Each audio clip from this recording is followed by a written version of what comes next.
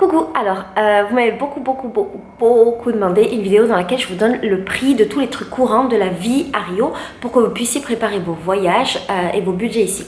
Du coup, dans cette vidéo, je vais essayer de vous donner quelque chose de global de combien coûtent les choses. J'espère que j'aurai rien oublié, que ce sera complet et que ça pourra vous aider. Alors pour commencer, le billet d'avion. Le billet d'avion, ça dépend vraiment des périodes. Si tu viens pendant le carnaval, le billet d'avion est super cher. Dans le carnaval, c'est février-mars. Le billet d'avion est super cher, j'ai vu que ça montait jusqu'à 1000 euros, ce qui est abusé. Moi je suis venue en septembre, j'ai payé mon billet 600 € et ma pote Morgane, donc Little Gypsy, elle est venue là maintenant, en mars. Et elle, je crois qu'elle a payé 300 et quelques. 300 et quelques. Donc ça dépend des périodes et le truc c'est que si tu évites l'été, qui est l'opposé de nous, si tu évites l'été, si tu évites le carnaval, normalement tu t'en sors bien. Au niveau des Airbnb, ça dépend du quartier dans lequel tu vas te trouver. Ça dépend de si tu prends une chambre, si tu prends un appartement entier, si tu es en coloc, etc. Pour te donner un ordre d'idée, si tu vas vers la mer, c'est-à-dire Copacabana, Ipanema, et que tu prends une chambre, tu vas t'en tirer pour 30-40 réals. Chaque fois, je te mettrai les prix en euros. Si tu prends un appartement, tu vas être plutôt dans les 80, 100 réals, voire. Si jamais tu es plus vers des quartiers un petit peu populaires comme Lapa ou Gloria, des choses comme ça, non, plus du tout vers la mer, les tarifs vont être différents. Ils sont pas forcément plus bas, mais ils vont être différents. Par exemple, là, je suis à Santa Teresa, j'ai une maison pour 50 réals par mois, par jour, mais je pense qu'ici, le prix normal pour une maison, c'est à peu près dans les 80 réals. 80, 90, 100.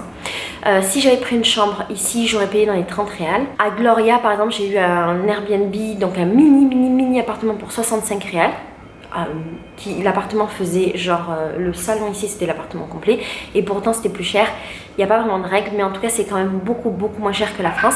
Et ce que je fais, c'est que dans la barre d'infos je te mets le lien des différents Airbnb que j'ai eu et je te mets aussi le lien de mon code Airbnb, comme ça tu as une réduction sur ta première réservation. Après, selon les périodes, les Airbnb évidemment sont plus chers. Et les appartements, ça peut monter jusqu'à 150, 200 réals. Je pense qu'une bonne moyenne pour un appartement seul, c'est une centaine. Une bonne moyenne. Attention, je t'ai parlé de la période du carnaval. Pendant la période du nouvel an, les prix ils explosent, ils sont multipliés par 3, par 4, par 5. C'est assez affolant et il faut réserver super longtemps en avance, sinon tu n'auras pas de place, c'est sûr. Au niveau des auberges, c'est un petit peu différent. Les auberges, tu en as pour entre environ 25 à 50, 60, 70 réals. 50, 60, 70 réals, c'est un peu cher. Par exemple, quand j'étais vers la mer, j'étais dans le quartier d'Ipanema, qui est un super quartier. Si on aime la mer, si on va aller à la plage, c'est super propre, machin. J'avais une auberge à 27 réals et c'était un lit en dortoir. Ensuite, je suis partie à Gloria et à Gloria, j'étais dans une auberge où je payais 50 réals mon lit en dortoir. Donc, je payais le double. Pourtant, j'étais pas proche de la mer et j'étais dans un quartier très populaire. Il n'y a pas vraiment de règles. Je pense que c'est plutôt par rapport à la notation de l'auberge, à la qualité de l'auberge, à la propreté de l'auberge, et celle que je payais 50 réals était vachement belle et vachement propre. Il y a des auberges qui sont plus chères et là ça va dépendre aussi un petit peu du quartier. Par exemple, si tu vas à Santa Teresa, qui est le quartier des artistes, là ça va coûter de suite plus cher parce que tu auras une vue magnifique. Même des fois dans certaines favelas qui sont réputées, qui sont super belles, machin, les tarifs sont chers.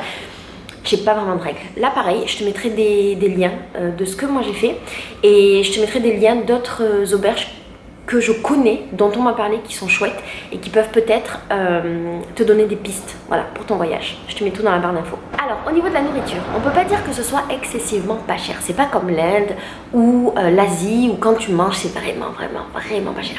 Ici, il faut savoir que par rapport à l'euro, tous les tarifs sont divisés par 4. Et quand tu divises par 4, parfois les prix sont pas hyper intéressants comme ce qu'on a, comme je te disais, en Asie.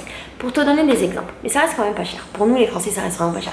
Si tu manges dans la rue, un salgado. Donc un salgado, c'est les trucs salés qu'on mange dans la rue, comme ça, vite fait. Moi, je me nourris quasiment que de ça. Un salgado, tu vas le payer entre 4 et 5 réals, donc c'est-à-dire entre 1 € et 1,20 €, un truc comme ça. Si tu manges dans un restaurant, tu vas manger pour à peu près 20-30 réals une bonne assiette. Après, les tarifs varient, si tu as de la viande ou pas. Moi, je mange pas de viande, donc je connais pas vraiment les prix. Je sais juste que c'est, voilà, dans la fourchette, 25-30 réals. Ce qui se fait beaucoup ici, c'est de manger et de payer au kilo. Il y a deux sortes de trucs. Soit tu payes au kilo, soit tu manges illimité. Quand tu payes au kilo, par exemple, ça te coûte, je crois, dans les 5 réals les 100 grammes. Un délire comme ça.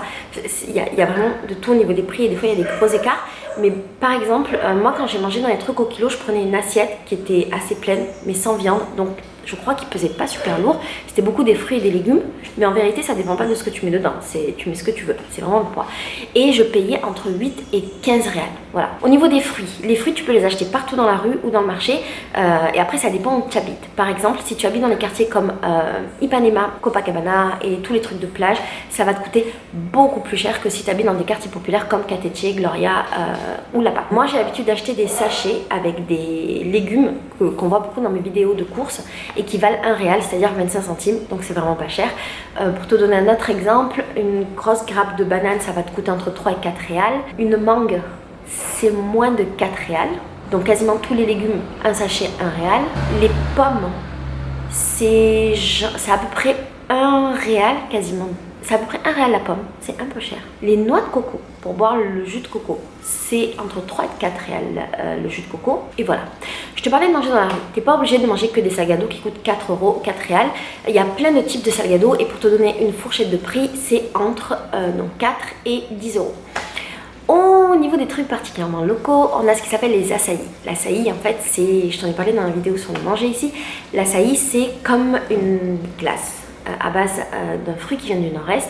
Et en fait, les Brésiliens mangent ça tous les jours. Moi, la première, c'est devenu ma drogue. Tous les jours, je mange mon açaï.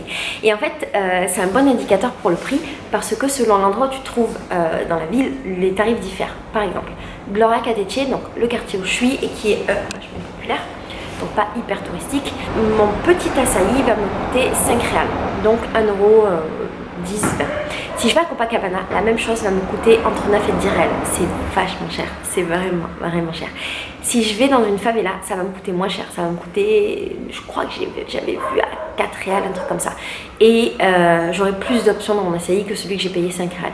Donc ça diffère et c'est comme ça pour beaucoup de choses ici au niveau des prix. Si tu achètes de l'eau ça coûte entre 3 et 4 réals. Si on te fait payer plus, c'est qu'on t'arnaque parce que t'es un touriste. La petite bouteille d'eau entre 3 et 4, tu peux la trouver vachement moins chère.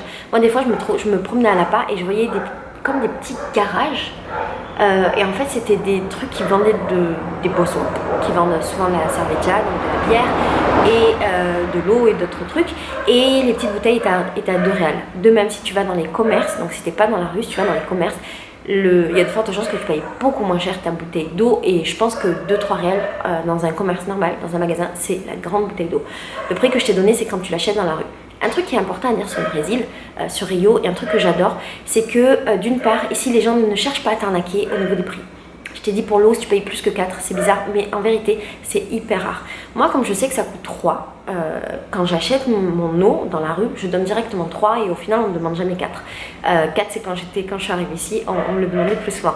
Mais non, les gens ne cherchent pas à t'arnaquer, ils ne cherchent pas à t'arnaquer sur la monnaie, sauf pendant le carnaval. Mais j'ai jamais entendu d'histoire comme ça au Brésil, alors que dans d'autres pays d'Amérique latine, je l'ai vécu, c'était chiant, il fallait toujours tout vérifier. Et dans des pays d'Asie, c'est pareil. Ici, non. Un autre truc qui est cool, c'est que les gens ne profitent pas des situations pour augmenter les prix. Je t'explique. Quand il y a une fête, quand il y a un bloco de carnaval, quand il y a une street party, des trucs comme ça, les gens n'en profitent pas pour augmenter les prix parce que c'est le soir, parce qu'ils savent que les gens n'ont pas d'autre endroit où aller, parce que c'est plus cher, blablabla. C'est pas comme nous en France. Ici, quelle que soit l'heure, quel que soit l'endroit, quelles que soient les circonstances, les tarifs seront les mêmes. Tes salgados seront entre 4 et 5, ta bouteille d'eau sera entre 3 et 4, et ta bière, je t'ai pas donné le prix de la bière, c'est entre 6 et 10 selon la bière et selon le volume, mais j'avoue, je ne connais pas grand chose parce que je ne bois pas d'alcool.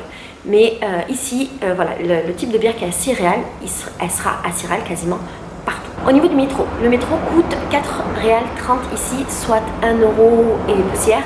Ce qui n'est pas grand chose, moi je trouve ça cher par rapport au niveau de vie.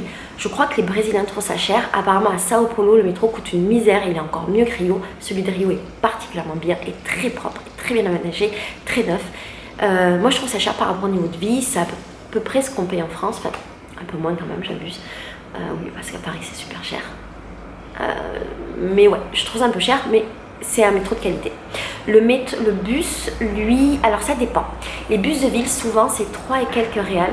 Mais après, tu as des bus qui vont vachement plus loin, qui sortent du centre-ville et qui vont... tu sais, des bus que tu prends qui vont mettre 1 heure. Et là, ça monte. Alors, je connais pas tous les prix, mais une fois, j'avais pris le bus et j'avais payé 7 € et quelques pour 1h30 de trajet. Un truc qui est vachement donné ici, c'est les Uber. Franchement, fais-toi plaisir sur les Uber, ça coûte une misère atomique. D'ailleurs, télécharge l'application avant de venir en France, c'est un conseil que je te donne. Sinon, tu vas galérer pour pouvoir l'installer parce que Uber te demande de recevoir un code, tout ça, tout ça. Bref, les Uber ici, ça coûte une misère. La plupart des trajets que je fais, qui sont des trajets de 5-10 minutes, je les paye entre 7 et 8 réals. Allez, on va dire entre 7 et 10 réals. Donc ça me fait moins de 2,50 €. Ici, c'est hyper commun de prendre le Uber, même pour des toutes petites distances, et de faire des distances à 7 réals. J'ai rarement eu moins, c'est-à-dire à moins de 2 €. C'est très normal parce que les rues sont pas forcément safe. Parce que dès qu'il commence à faire nuit, ça devient même carrément dangereux. Donc les gens prennent l'Uber et puis surtout c'est très bon marché. Si tu arrives, mettons, de l'aéroport pour aller en centre-ville, en Uber, normalement ça va te coûter dans les 25-30 réals parce que l'aéroport est très près du centre-ville. Mais si tu prends un taxi, les taxis sont genre 2-3 fois plus chers, ça va te coûter presque 100 réals. Et je te dis ça parce que c'est ce que Morgane a payé plus cher. Elle s'est fait arnaquer, pas fait arnaquer. Le mec était sympa, il lui a fait visiter, mais il lui a fait visiter, elle a payé 100 réals. Donc installe Uber avant d'arriver et par rapport au truc de l'aéroport, il y a internet à l'aéroport, tu peux prendre un Uber. Si jamais tu sors en soirée, il faut que tu saches que beaucoup de trucs sont gratuits ici parce que les Brésiliens font la fête dans la rue. Mais si jamais tu veux aller dans des clubs ou dans des bars, la plupart des gens sortent à Lapa. Et Lapa, c'est un endroit où il y a comme une immense rue avec que des clubs. C'est que des bars.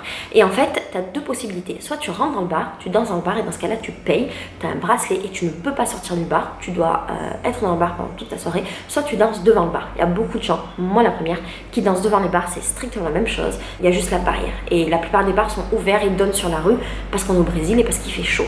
Si donc tu vas aller dans les bars, ça va te coûter entre 10 et 20 réals selon le jour de la semaine. Parfois plus selon le bar et parfois...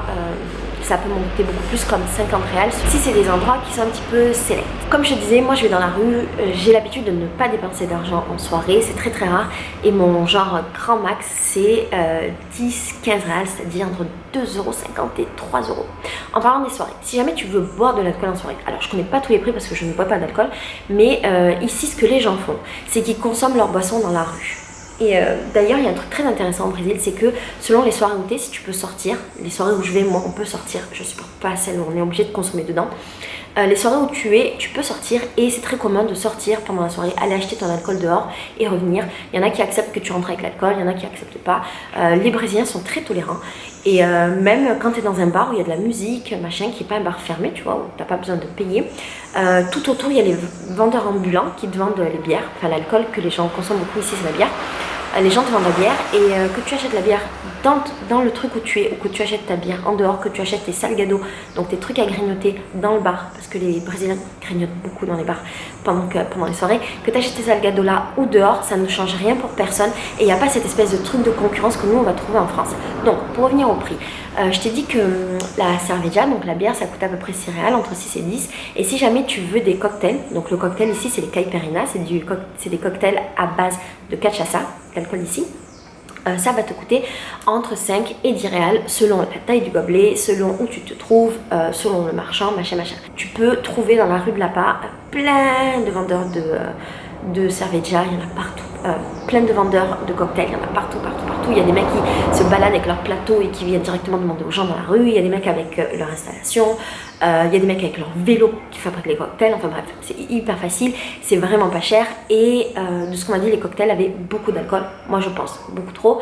Et souvent, les gens sont très malades parce qu'ils consomment beaucoup trop d'alcool et ils ne gèrent pas bien l'alcool ici. Et ils ne gèrent pas bien les quantités. Oui, ils gèrent pas bien les quantités parce que l'alcool monte très vite. Il y a ici ce que les gens achètent aussi, c'est les petits shoots de cachaça.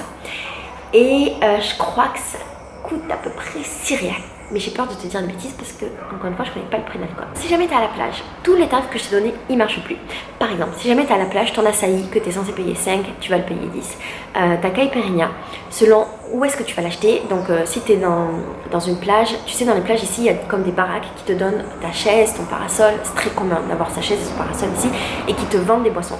Là, ta cachaça, ta caipirinha, elle peut monter jusqu'à 20 réals. C'est super cher. Mais il y a toujours les marchands ambulants qui vont vendre les caipirinhas, donc les cocktails. Et il me semble que c'est entre 10 et 15 réals. Tu n'auras pas du tout les mêmes tarifs que quand tu sors le soir. En ce qui concerne d'ailleurs le parasol et la chaise, ça coûte 5 et 5. Donc ça coûte 10 réals. 10 réals, c'est 2,50 € pour avoir ton parasol et ta chaise toute la journée. Et quand tu es à la plage, toute la journée, il y a des marchands ambulants qui vont venir te vendre des trucs continu. Que ce soit des gâteaux, que ce soit des bonbons, que ce soit des boissons. Tu as des boissons alcoolisées, il y a des thés, des espèces de thé aux fruits qui ne sont pas alcoolisés, qui sont super bons. On va tendre des empanadas. Et pour te donner un exemple de prix des empanadas, c'est à peu près 5 réals l'empanadas sur la plage. Donc c'est entre 5 et 7. Ouais, c'est entre 5 et 7 réals l'empanadas, qui soit brésilien ou argentin, parce qu'il y a des Argentins qui en vendent, des Brésiliens qui en vendent, et c'est pas du tout la même chose. Et un autre prix qui est assez important, je sais, pour les gens, c'est le prix du café. Alors le prix du café, je sais pas, je bois pas de café, du coup je ne sais pas. Je sais juste que dans les trucs un peu huppés, machin, c'est genre entre 7 et 8 réals. Et dans les bars normaux, je sais pas, mais quand je montrerai cette vidéo, je trouverai l'info et je te la mettrai. J'espère que je t'ai donné tous les prix dont tu pouvais avoir besoin pour préparer ton voyage. Si jamais il y a des trucs que j'ai oubliés, mets-moi, demande-moi dans les commentaires et moi je ferai une deuxième vidéo dans laquelle je rajouterai. Là je t'ai dit les trucs que j'ai l'habitude de voir autour de moi par rapport au mode de vie que j'ai, mais peut-être que par rapport à ton mode de vie, il y a d'autres trucs auxquels j'ai pas pensé, donc surtout n'hésite pas. Voilà, si t'aimes ce format de vidéo, je te ferai la même chose pour l'Asie et pour l'Inde. Je t'aime très très fort, je te souhaite une belle journée et je t'envoie beaucoup d'amour. Ciao.